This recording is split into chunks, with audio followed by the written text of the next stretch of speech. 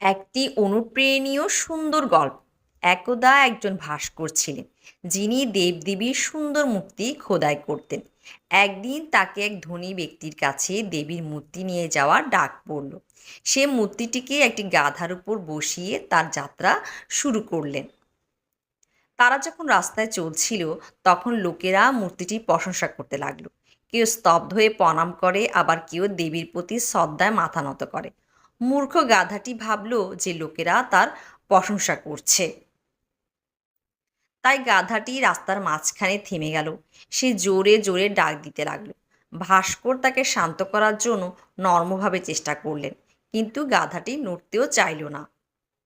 অবশেষে ভাস্কর একটি শক্ত লাঠি দিয়ে গাধাটিকে মারতে লাগলেন। এবার গাধাটির হুঁশ ফিরে এলো এবং নরমভাবে হেঁটে চলল। গল্পের নৈতিক: জ্ঞানী বুঝে নর্মতা, আর বোকারা বুঝে লাঠির আঘাত।